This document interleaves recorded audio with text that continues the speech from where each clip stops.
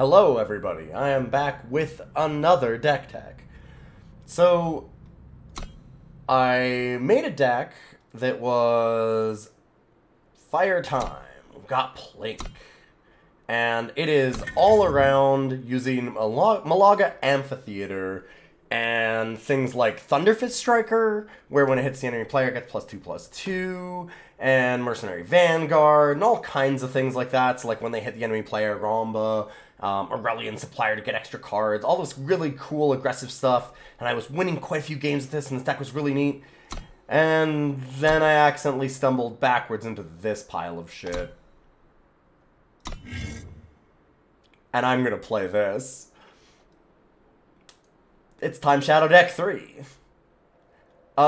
If you want a good deck, look at the last one. If you want a fun deck, I like this one. I am trying to play not quite 50 power. I probably should actually cut it down. I might just do that now. Saloon Massacre, I've been 50-50 on. I might move it down and put in some Fall to Ruins to try and kill everything, or like Nothing Remains. Maybe some Nothing Remains would be better. I'm trying... Okay, so here's the idea. Obviously, this thing is making me just lose it. I was winning a lot with this originally is why, and now I'm not winning as much, but it's still so much fun. I just have to show this thing. So, the idea here is really just these 3 cards. And then the rest of it is ways to get those 3 cards and not die in the meantime, which is a real problem. But we need to try and get as close to 50 power as we can so that then we can consistently have a lot of different colors for what we're going to be doing. And also so that we can, like, very consistently seed our hands to have a Beacon of the Reach. That's the main thing. But Beacon of the Reach is not the only thing in this deck. Beacon of the Reach is very, very powerful. You look at it and you go, well, how powerful can it be? It's a random card. But that random card, every random card that you get, also has that second text, right? That what you do is you draw a new random card on the bottom of it. So, it's interruptible, for sure. And I mean, this deck is really weak to interruption sometimes. But it's just too much fun. And that drawing an additional card is very, very good. Like... What happens is, we need a way to really abuse that, though. What stops you is that you just don't get enough to play through and churn into the good cards. You might end up with, like, a Grenadin drone, or worse, a helpful Doorbot, like the 0-3. So you might get something that's just totally worthless. But if you can just dump out the cards, you'll find something good eventually. There are so many game-ending cards in Eternal, whether it's Martyr's Chains, or Crackling Bauble, or just a Harsh Rule at different times, or, like, wild cards can just do unbelievable things for you. Like, sometimes you might just get, like, it's Sky Terror that exhausts all the ground units, and you can suddenly swing in for a win. You might hit Triumphant Stranger and suddenly be making all this stuff. Like, you just hit so many cards that win the game almost immediately if they stick the board, and you can make multiples a turn. The thing is that you're limited by your mana, which is why you've got the Meditative, Trance, and Massacre Torment. So the idea is to just get all 3. Every time that you play a card, you draw a card. Every time they draw a card, you gain a life. Every time they gain a life, that's right, you get more power. So you need 1 turn, essentially, where you play like 2 or 3 things. The first turn or second turn that you play down a Beacon of the Reach and like get all of the setup. And then you just churn. You just go. And you will get a couple cards generally the first time. Like, they might not be great, but they're generally enough to, like, chump 1 flyer, block another creature that's coming at you, and then it's like, well, I mean, you survived this turn, but I'm untapping on my turn with 18 power, and that's going to be the end of you. Like, I am going to play enough cards, you're probably not winning back from that. I might, need another turn after that to actually kill you, but you'll be buried. And it's really fun when you get there. So, the rest of the deck, like I said, is going to be a lot of power cards. We can make sure that we get all the beautiful rainbow that we need to cast every card in Eternal. Because this is the other thing. It's very powerful when it gets going. every once in a while, and I have certainly had it happen to me, you get Witching Hour and you need 8 Shadow, and that's probably not happening. Or you get like a Deadly Plunge, a Precision Plunge, which means that you can target one of your own flying creatures to give it Deadly and, what is it, Deadly and Quick Draw, I believe? Deadly and Killer, what am I thinking? I'm like, it has to be able to fight. But Deadly and Killer.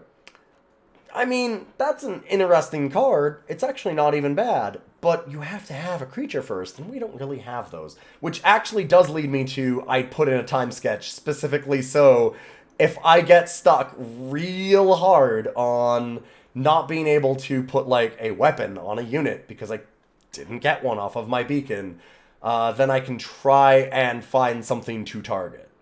So it has some holes for sure, but it's still just, it's so fun to play. Alright, so yeah, Calibrates are going to be used to find Massacre Torments and Trances and Beacons. The Calibrates are also used to just grab whatever colors you need, although generally the idea is with any crests, every time that you look at a card, even if, most of the time, unless you absolutely have to use it to play a beacon immediately, this is just kind of advice for playing the deck, we bottom it. Unless we're on, like, 3 power and we need exactly to get Beacon of the Reach down, and it is exactly the color that will fix our Beacon of the Reach kind of thing, we junk it. And the reason that we junk it, because, like, even if it's like, well, but I can play the Rakano Cylix, I'll just get a treasure trove off of it, that'll be great. What does it matter? You're just spending 2 extra power to draw 1 deeper anyways. You're most likely going to draw power for a while. So giving up a power card is nothing. You'll always find another one. Even if you're like, well, I don't have red yet, or I need, like, double shadow eventually for Saloon Math, you'll find it. Like, 90% of the time, you're fine that way, for the actual cards in the deck. The Beacon of the Reach can generate some random shit, which is why we want to have a lot of colors for everything. But, like, for the stuff in the deck, you're gonna get it. It's fine. You don't need to worry too much about that. Like, and who knows what's going to come off of the beacon. You might be like, oh man, I need to make sure that I've got like a 2 of each, maybe, is a really good start. And then you get something that gets 5 time, and you go, well, okay, now I've got to try and solve for that. So just don't worry about it until you actually have the beacon going and you need to fix for like a card that's stuck in your hand, or you need to actually play the beacon that turn. Other than that, you just get all of it out of the way. So we want to have lots of crests to do that. It does slow our deck down, so we still have some sigils in here. We don't want to always be a turn behind. So that's kind of the idea behind a lot of the power stuff. I'm going to add in these last 6 power cards. We're going to make a few more on the Shadow and Justice. I'm going to try and put in 2 Nothing Remains also. I guess that we just put in 2 more, huh? 4. I'm thinking about the way that I set out the crests and such earlier also, because there is some differences in those numbers, as you can tell. I did seed it a little bit so that we can make sure we cast things like Saloon Massacre. I think we're fine with another time, and we'll try and put in 2 Nothing Remains. This isn't a lot, but we also really want... Like, a problem that I've had with this deck in the past, as a really quick aside as to why I'm doing some of these things, I know this is going to be a little longer than normal, but as far as what's going on here, like, we also want to trim things down even more so that our mulligans are better to get Beacon of the Reach faster, but I do still need to survive, so I'm trying to balance between the 2 of those, and it's a tough thing to do, because I've been dying sometimes to different decks that get, like, a bunch of 4/4s out, like with Wasteland Brokers right away, and I can't quite stabilize before I go off, and like, or like 4/5s, like they put a Torgov, things like that, where they just can't quite be killed by Saloon Massacre, like Vara. Champion of Chaos is a big one right now. That's the one that I was trying to think of. And Nothing Remains can maybe get rid of that, shore that up, but also the other problem I've been having is it's been hard to mulligan for just Beacon, and I do want to make sure that I have Beacon in the opening hand, and also Sea Cancers hasn't been as good at getting a random non-power from our deck and having it be useful, i.e. one of these 3. That's the main ones that I want to get. Like, every once in a while I want one of these, But if we trim it down a little bit, maybe I can get something better. I might even just... Yeah, let's do that. Yeah, I think that looks a little bit better. Saloon Massacre is just a little bit cheaper sometimes, and that's really nice to have. It's also earlier, like every once in a while, you just want to use it for the -1/-1 because people are just throwing Oni Ronin at you.